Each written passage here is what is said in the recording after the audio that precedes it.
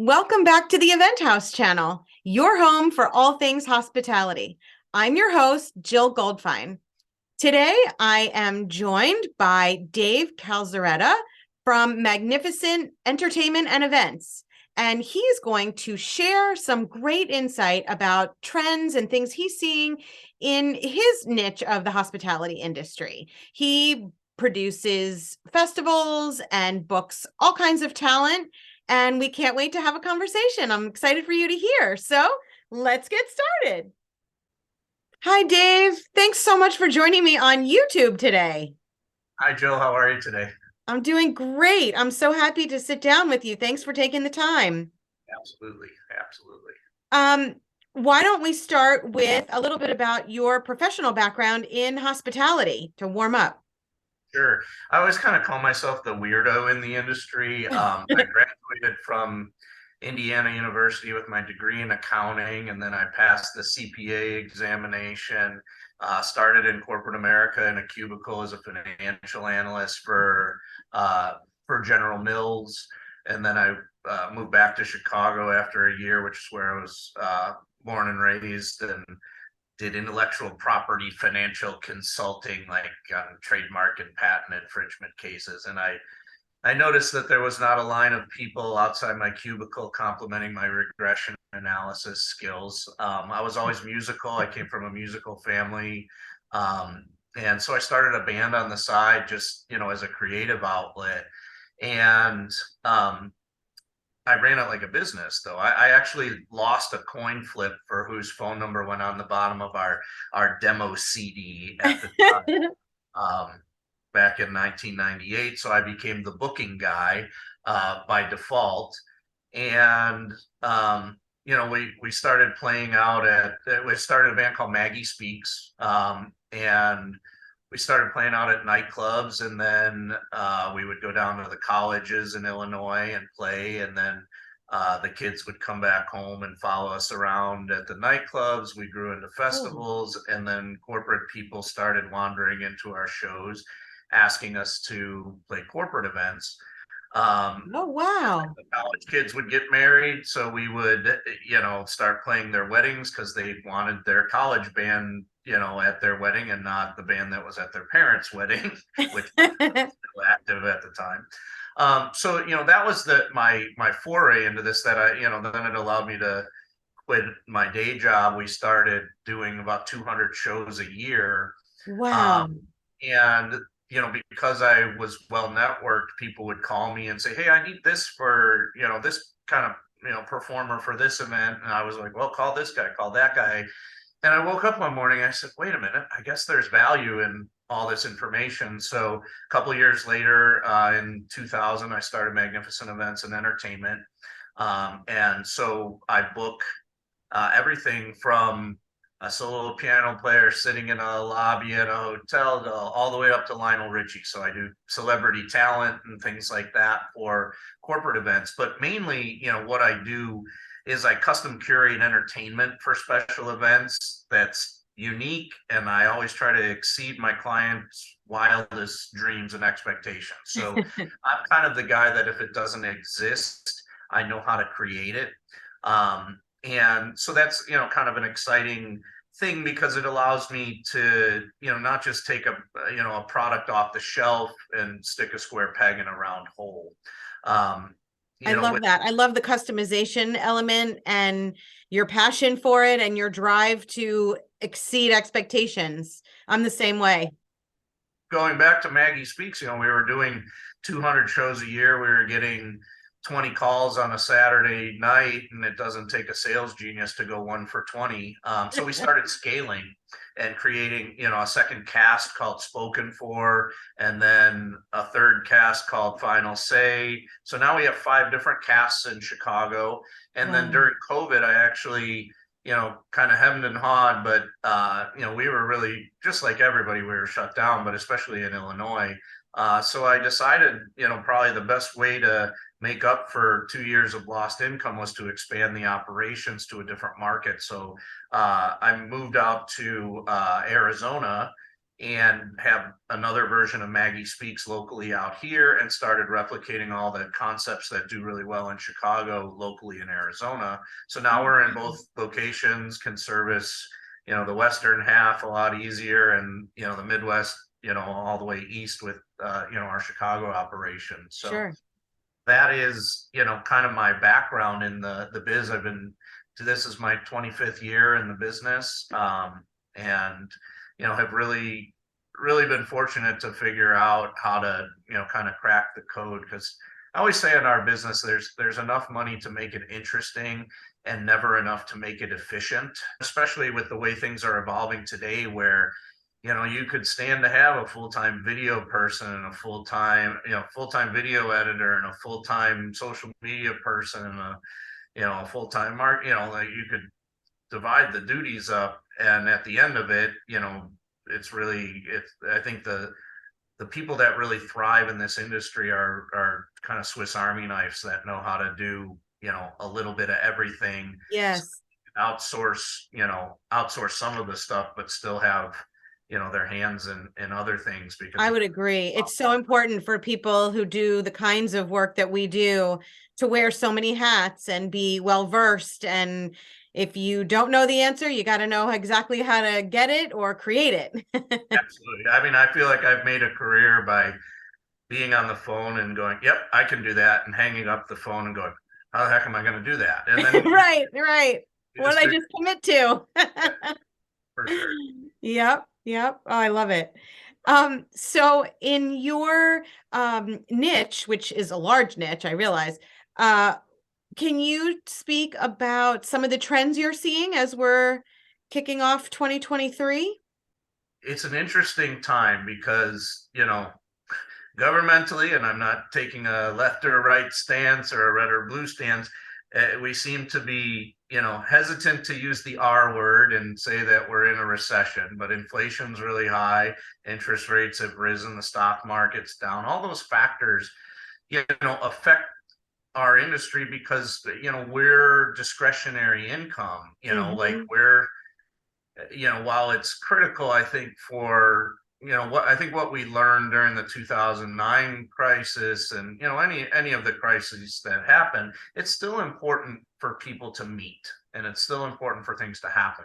Yes, that was a big lesson and revelation that came out of COVID is people still, they absolutely want to be together. And then, you also had virtual meetings creep in, and so now, like, you know and I think, the hard part during that was that companies assumed a lot of times that, well, we're not meeting in person, so this should cost less. And it was really, the reality of it is, it should have been a cost like redisbursement as opposed to a savings. But at the same time, you're dealing with companies that are just trying to keep the lights on. And so there, a lot of people were taking what they could get, because that market was so new and undefined. Well, so I think, one of the trends that I'm seeing is just all of our standard market indicators are really out of whack right now. So it's hard to tell. I just got a call yesterday for a big event in Palm Springs on April 6th. I mean, that's, Oh, wow, that's short notice. This and it's is a big event. almost mid-March. Yeah, exactly. So it's like those kind of things are happening a lot where, and I think 2022 was so frantic and busy, there's a lot of like factors that were barreling in at once, like companies had laid off a lot of people, so they were understaffed trying to replan these big events, everything's rolling in, and so they didn't have a lot of runway to be forward thinking about 2023. So now people are just getting a chance to breathe and look at what they should do, where they, in normal times, they would have done this, 6 months ago. Right. You have that. You have, also some trends, on the bit, first I'll talk a little bit about the business side of what I'm seeing. Like, things take longer now because people are actually reading their contracts after COVID. And, like, so this is a struggle for small businesses, is that I'm finding I have to put my lawyer hat on way more than I ever did, because, people are really beating up cancellation clauses, force majeure clauses, things like that. Mm-hmm. And there's not always a mutual agreement in it, whereas like in the past, it was there was a lot more, working across the aisle, so to speak, of mutual indemnification clauses, mutual force majeure clauses. And now, you're really having to fight sometimes to just get, standard terms in there. People are Mm-hmm. trying to protect themselves. Perfect example, I was working on a festival contract yesterday on a Saturday night, prime Saturday night in September, and the client wanted the option to say, if it rains, I can call you before you leave and not pay you. And it's like Oh, very hard to tell somebody like, hey, when it snows, would you feel good if your boss called you and said, hey, don't come in today, and by the way, I'm not going to pay you? That's not your fault. I mean, if I could bet on the weather. And so then they offered an that's a option that good analogy. Comparison. Yeah, I like that. it's what we do for a living. Then they offered me rain insurance that I could buy. And I'm like, this is your event. I think you should buy the rain. And at the end, they acquiesced and stuff, and they understood. But it's like you're having to have those long conversations. What am I seeing out there from the client standpoint? A couple other things have happened, like the cost of celebrity talent has really gone through the roof. Oh, wow. I think that's a conglomeration of, um, COVID and people being off the road trying to make up for lost income. It's also been a trend that's been rising because, with the rise of streaming services, artists are no longer making what they used to make on their royalties and things like Mm. that. So they have to rely on live performance. So what we've done to combat that is, we created a program called Celebrity Sit-In, where our band Maggie Speaks has gained the trust of a lot of, world-class singers from famous bands, that will actually come play with us for their, 4 to 6 greatest hits, about a half-hour block. And that way, it's really neat. Like guys like Mark McGrath and Uncle Kracker, Jason Shepp, that was the So they don't longtime. bring their own bands for this kind of scenario. They use your local band. Yep. And we travel all over the country doing it. We're one of the very few bands that have a program like this. But, we've got we work with the former lead singer of Journey, Steve Augeri. We work with Tommy DiCarlo, the lead singer of the band Boston, things like that. And then we actually get into like some of the fun hip hop artists. We've worked with Tone Loc. We did Coolio's second to last show the week before he unfortunately passed, and Tretch from Naughty by Nature. And so what's fun about this is like it fits the time because these guys are coming out and playing just their hits. You don't have to sit through filler material. It doesn't sacrifice the variety for the client, which is very key because not everybody, wants to hear the same band, same band's catalog the entire night, but they do want to hear, but if the guy that sang the stuff came out and sang the 4 to 6 greatest hits, that creates a unique experience. And then we're also able to put together eclectic combinations. We just did a show in Austin, Texas, where we had Jay DeMarcus from Rascal Flatts, Uncle Kracker, Steve Augeri, former lead singer of Journey, Jason Shepp, former lead singer of Chicago, and then we had Tretch from Naughty by Nature and Coolio. And like, where can you get that kind of variety with the actual people? I mean, and this has been hugely successful for us.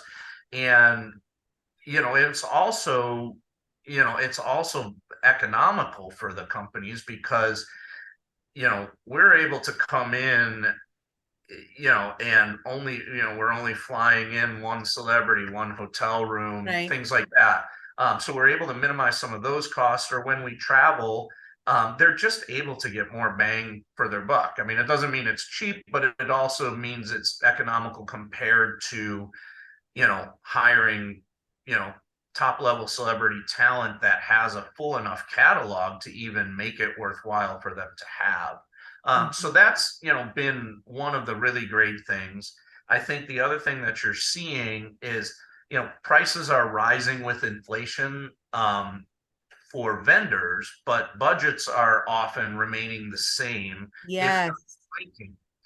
Because when you have a recurring event and you're going through the budgeting process, it's been standard hat for corporate America to just say, well, we spent 100,000, insert dollar amount here, but we spent 100,000 this year. Let's earmark it for 100 next year. They never go, well, let's put it at 110. Mm-hmm. So there's a lot of pressure because certain costs are pretty non-negotiable, like the hotel rates and things like that, and food costs have risen. So like when you get down to entertainment, that's usually last on the totem pole. And our industry is really known, one of the things that I do is I teach a class sometimes at conferences on negotiating, and people go say, why would you do that? I say, because I want people to charge more, because I want people to make decisions based on quality, not on price. Negotiating 101, don't start by telling the person how much you hate negotiating. So with prices either remaining the same, which means, profit margins shrink for us because our costs are up, or if budgets are shrinking, that puts pressure on us. But at the same time, corporations and, clients are expecting the same level of service. They're not willing to reduce their expectations on service. The other thing that you're seeing is a lot of the Amazon Prime changed a lot of things that people don't really realize, even in our industry, because it's retrained how people buy and buying behavior. So you get this Amazon Prime generation that's used to instant gratification, almost instant. That, but also doing all the research themselves, looking at reviews, comparing price points, and trying to match up what's the cheapest price with the highest review. And what that does is you have a lot of times where people just don't want to get on the phone and talk anymore. And it makes it harder for us to state our value proposition. Whereas, like, why am I more money? Well, allow me to explain it to you. And you don't always have that option. So we have to get more creative as an industry and figure out, like, through video and through our marketing and through our promo material, how to talk to somebody that doesn't want to talk back to you. You don't often get that opportunity. So I think that's been, one of the challenges that we've had to, really confront. Dave, thank you so much. I appreciate your insight. You offer a wonderful perspective, and I know our audience will find this really helpful. Awesome. Well, I really appreciate you having me and enjoyed talking with you today. You too. Thank you.